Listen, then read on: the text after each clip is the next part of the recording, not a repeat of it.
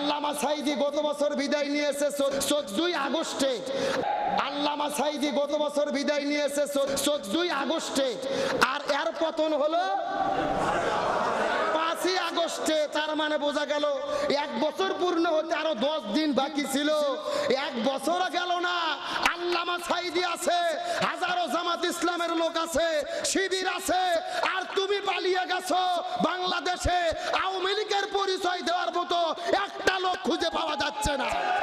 আল্লামা সাঈদী বিদায় নিয়েছে, যেই ডক্টর চিকিৎসা করতে দায়িত্ব দিয়েছিল, এই ডক্টরের রিপোর্ট পাওয়া গেছে, নার্স বলেছে ইনজেকশনের মধ্যে পয়জন ঢুকাইয়া আল্লামা সাঈদীকে শহীদ করে দিয়েছে। তার মানে বোঝা যায় এর মাধ্যমে আল্লাহ তাকে শহীদ হিসেবে কবুল করেছে। আজকে আমরা খুব মনে করছি, খুব আমরা মিস করছি, আমাদের খুবই স্মরণ হচ্ছে ওই কোরআনের পাখি আল্লামা সাঈদীর কথা।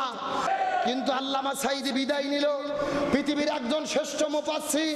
মনে বড় কষ্ট লাগে, মনে বড় ব্যথা লাগে যে আল্লামা সাঈদী বিদায় নেওয়ার পরে এই জালেমের বাচ্চারা জানাজা পর্যন্ত করতে দেয় নাই। এমনকি আমি নিজে গিয়েছি সেই জানাজায় পিরোজপুরে। ঢাকাতে যখন জানাজা হলো না, পিরোজপুরে চলে গিয়েছি, দেখেছি চতুর্দিক থেকে পুলিশ ঘেরাও করে নিয়েছে। জানাজা হওয়ার পরে যখন কবর হয়ে গেল, কবরটা পর্যন্ত ঘিরে রেখেছে, 140 ধারা জারি করে কবর জিয়ারত পর্যন্ত করতে দেয় নাই। আমার মনে বলে এই শেখ হাসিনা আলেমদের সাথে আল্লামা সাঈদীর সাথে যা করেছে পৃথিবীর ইতিহাসে এমন কাজ কেউ করে নাই। ভাই কবরের উপরে কি 140 ধারা জারি হয়? মানে ওদের ভয় যে সাঈদী মনে হয় কবর থেকে উঠেছে, ক্ষমতা হারাবে, কথা কর না কে? কিন্তু তোমরা এবার ভালো করে বুঝে নাও, জীবিত সাঈদীর চাইতে মৃত সাঈদীর শক্তি আরো বেশি। আল্লামা সাঈদী গত বছর বিদায় নিয়েছে 14 আগস্টে, আর এর পতন হলো 5 আগস্টে। তার মানে বোঝা গেল 1 বছর পূর্ণ হতে আরো 10 দিন বাকি ছিল। 1 বছর গেল না, আল্লামা সাঈদী আছে, হাজারো জামাত ইসলামের লোক আছে, শিবির আছে, আর তুমি পালিয়ে গেছো। বাংলাদেশে আওয়ামী লীগের পরিচয় দেওয়ার মতো একটা লোক খুঁজে পাওয়া যাচ্ছে না। তার মানে বোঝা যায় তোমরা নিষিদ্ধ করতে চাইছো জামাত ইসলামকে। জামাত ইসলামকে নিষিদ্ধ করতে জোর করে, ক্ষমতার অপব্যবহার করে 1 তারিখ, আর ওরা নিষিদ্ধ হলো 4 তারিখ, 5 তারিখ, মাঝখানে মাত্র 3 দিন। ইসলামকে নিষিদ্ধ করতে চাইয়া 3 দিনও তোমরা টিকতে পারো নাই।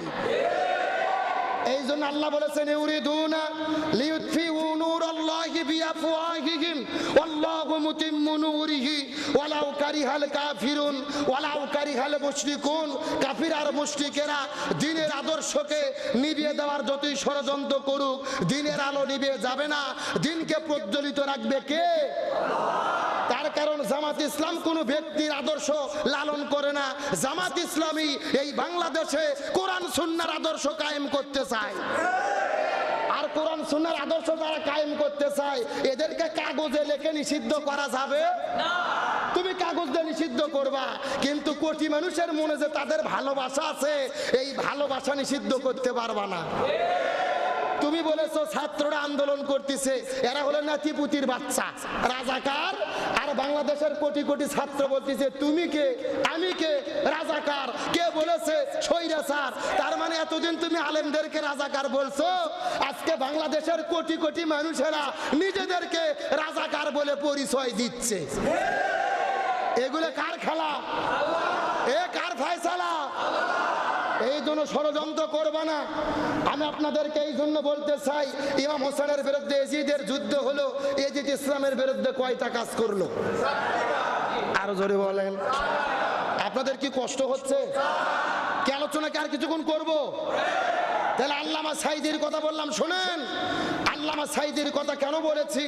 বাংলাদেশের ইতিহাসে এমন মুফাসসির আর কখনো আসে নাই।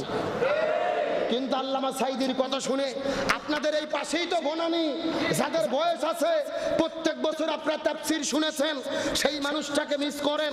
আল্লামা সাঈদীর জন্য কত মানুষ রোজা থেকে দোয়া করেছে, চোখের পানি ফেলে কান্না করেছে, কত মানুষ তার জন্য দোয়া করে। কিন্তু আমি বলি কেঁদে লাভ হবে না। আল্লামা সাঈদী বিদায় নিয়েছে, তার জীবনে দুইটা স্বপ্ন ছিল। এক নম্বর স্বপ্ন ছিল, আল্লাহ আপনি আমাকে শাহাদাতের মৃত্যু দান করবেন। আল্লামা সাঈদী বিদায় নিয়েছে, যেই ডক্টর চিকিৎসা করতে দায়িত্ব দিয়েছিল, এই ডক্টরের রিপোর্ট পাওয়া গেছে, নার্স বলেছে ইনজেকশনের মধ্যে পয়জন ঢুকাইয়া আল্লামা সাঈদীকে শহীদ করে দিয়েছে। তার মানে বোঝা যায় এর মাধ্যমে আল্লাহ তাকে শহীদ হিসেবে কবুল করেছে। আর দুই নম্বর স্বপ্ন ছিল এই বাংলাদেশটা যেন কোরআনের রাষ্ট্র হয়। আল্লামা সাঈদী বিদায় নিয়েছে, কিন্তু কোরআনের রাষ্ট্র কায়েম হয়নি। এই জন্য শুধু কান্না করলে হবে না, আমাদের শপথ নিতে হবে আল্লামা সাঈদীর অসমাপ্ত স্বপ্ন পূরণ করার জন্য, এই বাংলাদেশে কোরআনের রাষ্ট্র কায়েমের জন্য ইসলামী আন্দোলন করে দিন প্রতিষ্ঠা করতে, শহীদ কাফেলার কর্মী হয়ে ইসলাম প্রতিষ্ঠার কাজ করতে কারা কারা রাজি আছেন? দুটি হাত আল্লাহকে ধরে দেখান।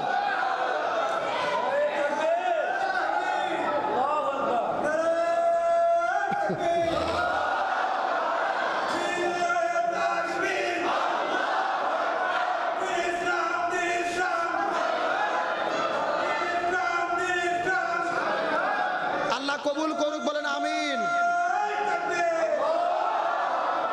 তাহলে বলেন দেখি এজিদ কয়টা কাজ করছিল? আরো জোরে বলেন। আমার প্রিয় বন্ধুগণ, মুসলমান ভাইরা গভীর মনোযোগ। আর আমি আপনাদেরকে বেশি কষ্ট দেব না, তবে একটা মেসেজ দেওয়ার পর আপনাদের মধ্য থেকে বিদায় চলে যাব। এই চারটা কাজ যখন এজিদ করলো, একদিন রাতের বেলা স্বপ্নের ভেতরে আমার নবী হোসাইনকে ডাকতে বলে, এ হোসাইন রে, আর তো ঘুম পারা যাবে না।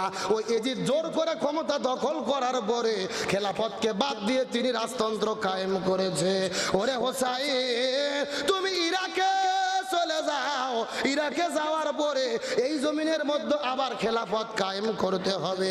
তবে একটা কথা তোমাকে বলি রে হোসাইন, জেনে নাও, এই মদিনা থেকে রওনা করার পরে যখন তুমি ঘোড়া নিয়ে রওনা করবে, ওই ঘোড়াটা যাইতে যাইতে ইরাক দেশের ভেতরে যেই জায়গার মধ্যে আস্তে করে ঘোড়ার পাটা বালির মধ্যে ডেবে যাবে, তুমি আস্তে করে তরোয়ালটা বের করার পরে খেজুর গাছের মধ্যে আঘাত করবা।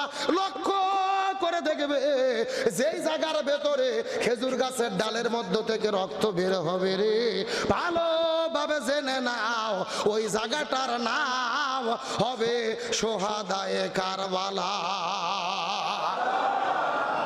তুমি ঘোড়া নিয়ে রওনা করবে, যেতে যেতে ঘোড়ার পা যখন বালির মধ্যে ডেবে যাবে, তলোয়ার বের করে খেজুর গাছে আঘাত করবে, খেজুর গাছের মধ্য থেকে রক্ত বের হবে, তখন ভেবে নেবে, বুঝে নেবে ওই জায়গার নাম কি।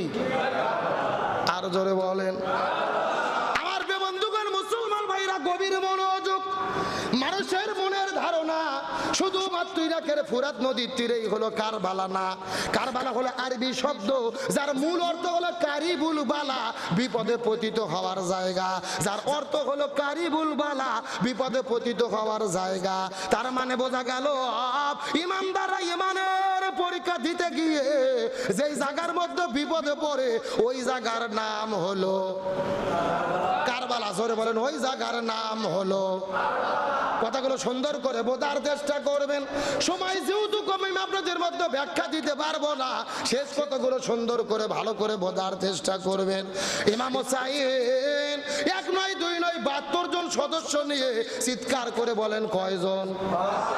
72 জন পরিবারের সদস্য নিয়ে যখন রওনা করলেন ইরাকের উদ্দেশ্যে, যেতে যেতে যেতে যেতে হঠাৎ করে মরুভূমির মধ্যে যখন ঘোড়ার পাটা ডেবে গেল, আস্তে করে হোসেন ঘোড়া থেকে নামার পরে ওই তলোয়ারটা বের করার পরে আস্তে করে যখন খেজুর গাছের মধ্যে আঘাত করলো, ওই খেজুর গাছের ডালের মধ্যে থেকে রক্ত বের হওয়া শুরু হলো।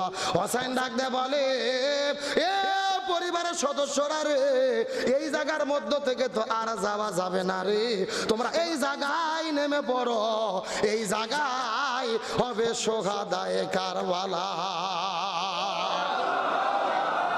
আমার বন্ধুগণ, মুসলমান ভাইরা গভীর মনোযোগ।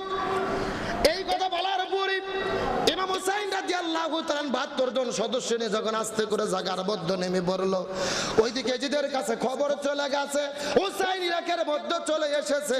সবাই কিন্তু হুসাইনের হাতে হাত রেখে বায়াত গ্রহণ করবে, তোমার কিন্তু খলিফার আর খেলাফত থাকবে না।